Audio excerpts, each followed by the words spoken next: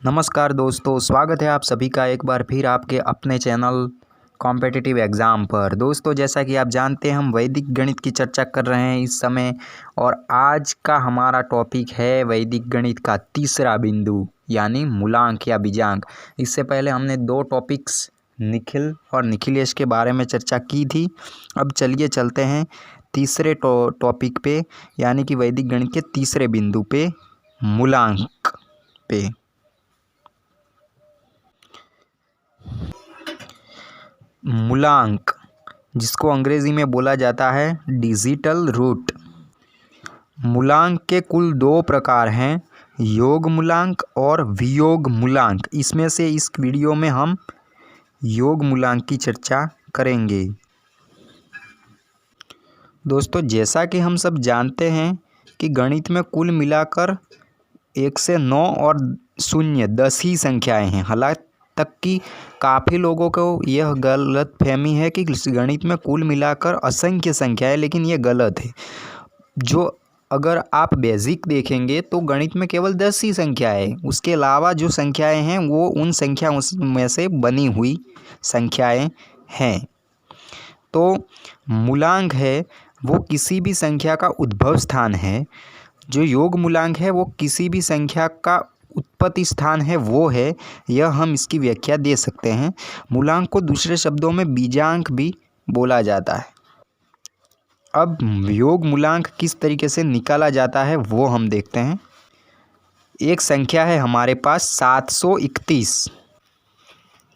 तो 731 का योग मूलांक निकालने के लिए हम क्या करेंगे, 7 में 3 को जोड़ेंगे तो होंगे 10, और 10 में 1 जोड़ेंगे तो होंगे 11। अब योग मूलांक निकालने की शर्त यह है कि किसी भी संख्या को आपको तब तक जोड़ते जाना है जब तक कि एक अंक में आपको संख्या ना मिल जाए।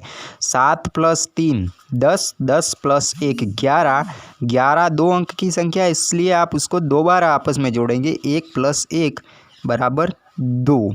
तो 731 का उद्भव स्थान जो है वो है 2, उसका मूलांक जो है वो है 2। अब एक और संख्या की तरफ हम रुख करते हैं, एक और पद्धति की तरफ हम रुख करते हैं, और वो पद्धति है किसी भी संख्या का मूलांक निकालने के लिए उस संख्या को आप 9 से अगर भाग करेंगे, मतलब 9 से अगर उसका डिवीज़न करेंगे, और शेष में आपको जो भी संख्या मिलेगी वो दी गई संख्या का मूलांक है। इसके लिए हम एक उदाहरण देकर आपको समझाते हैं। संख्या है 346। तो 346 का मूलांक निकालने के लिए हम 346 का 9 से भाग करते हैं, तो हमको कौन सी संख्या मिलेगी, शेष में मिलेगी 4 और भागफल में मिलेगी 38। जो उससे हमें कोई लेना देना नहीं है, हमें केवल उसके शेष से लेना देना है, और वो मिला हमें 4। तो हम कह सकते हैं कि 346 का जो मूलांक है वो 4 होगा। अगर आप उस वाले तरीके से करेंगे तब भी 4 आएगा। 4 और 3 7 और 6 13, 3 और 1 4। ठीक है, तो यह दूसरा तरीका हो गया इसका। अब हम एक और उदाहरण लेते हैं, 36 का मूलांक।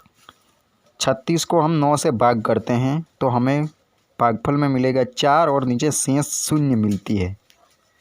अब यहाँ सवाल उठता है कि क्या 36 का मूलांक 0 है, क्योंकि अगर हम वो जोड़ने वाले तरीके से करते हैं तब तो 9 मिलता है, 3 और 6 9। तो हाँ, 36 का मूलांक 9 भी है और 0 भी है, क्योंकि वैदिक गणित में जब मूलांक की बात आती है तब 9 की कीमत 0 या 9 दोनों में से कुछ भी आप मान सकते हैं, यानी 9 की कीमत 0 है, 0 के बराबर है उसका मूल्य वैदिक गणित में। तो 36 का मूलांक आप 9 भी कह सकते हैं और 0 भी कह सकते हैं। इसके बाद हम, अगर हमारे लिए जो सबसे उपयोगी मेथड है वो प्लस वाला ही रहेगा। एक और संख्या हम यहाँ पे देखते हैं, 9 9 9 9 4, यानी कि 4 बार 9 है और 1 बार 4 है। अगर आप इसका मूलांक निकालेंगे तो यहाँ आप 9 का मूल्य 0 मान लीजिए और मूलांक निकालिए, तो आपको जल्द से जल्द उत्तर मिल जाएगा 4। अगर आप इसको जोड़ेंगे तब भी 4 बार 9 को जोड़ेंगे तो 36 और 4 40, अतः वो भी उत्तर आएगा 4 + 0 = 4। तो यहाँ पर आप 9 को गिने या ना गिने कोई फ़र्क नहीं पड़ता है। 9 को ना गिनना ही बेहतर है, क्योंकि हमारी जो कैलकुलेशन है वो तेज़ी से हो सके। तो यह है योग मूलांक।